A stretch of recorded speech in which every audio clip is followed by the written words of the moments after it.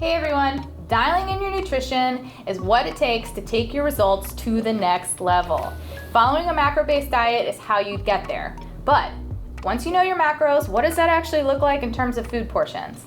I'm Emmie, registered dietitian and nutrition director at Trifecta, and I've got Mario here, our executive chef and portioning master, to teach you guys how to get every single gram of your macro goals using the gold standard of food portioning, the food scale. Absolutely. All right, Mario, so how difficult is this really? So this is actually a lot simpler than most people make of it. The beautiful thing about Trifecta, and if you're getting a la carte food, is that we have all of the nutrition already clearly labeled on the label. The only thing you need to do is pretty much portion it out in your meal prep containers and you're good to go. Yeah, we actually have the weight listed in addition to the macros, so you know exactly how much you want that portion of food to weigh. Yeah. And if you're eating a mixed dish or eating out, this is really where you're flying blind, right? Because you don't know exactly how much of everything is being added to your food. So cooking all of your meals at home and using food groups to portion out your macros is really the best way to hit your goals precisely. So a lot of times people will portion out macros based on food groups. We did that here. So we've got carbs in the form of sweet potatoes and rice. And then we've also got our proteins. We've got some beef patties and chicken. And then veggies, which are kind of their own special group, which we'll talk about in a second. And then fat is usually an addition or a topping to that. Absolutely. So we're actually going to walk through a meal that's going to get you about 350, 400 calories. And then we want 25 grams of carbs, about 30 grams of protein, and about 9 grams of fat. So absolutely. Mario's going to walk us through how to do this so that you can tailor these portions to your individual macros. So in order to get about 25 grams of carbohydrates, you need 113 grams weighted of the carbohydrate, or that's equivalent to 4 ounces. So what you're gonna do is grab a food scale, turn it on, make sure it's tiered or make sure it's at 0. That way you're getting the exact amount of weight on the meal prep container or on your dish. Pretty much super straightforward. Weight it out, that's 102. We're gonna go a little bit more, 113. So you can see that even just like eyeballing it, you can be way off if you're not paying attention to every single gram.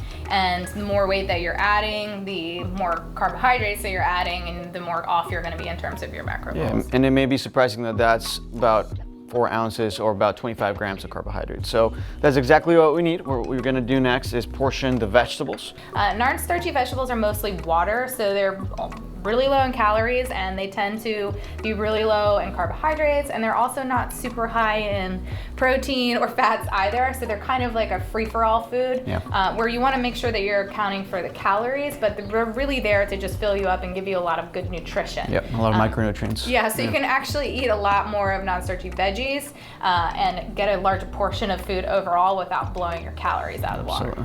So once you've portioned your carbohydrates or your sweet potato, rice, whatever your choice is, make sure you tare again that weight scale to 0.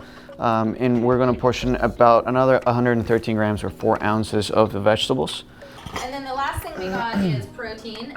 So these are actually around 4 ounces each.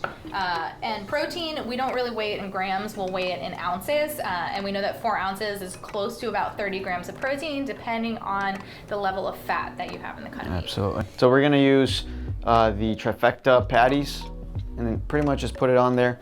That's about 4 ounces, as we were talking about. And that's the beautiful thing about a la carte, that you can simply take it out from our container, put it in your meal prep container, and you have a meal almost ready to go. But we're gonna add some flavor, some fat to it. Yeah, and another thing to note too is you want to use cooked weights when you're portioning it out, especially with proteins. You lose a lot of weight in the water loss when you're cooking it.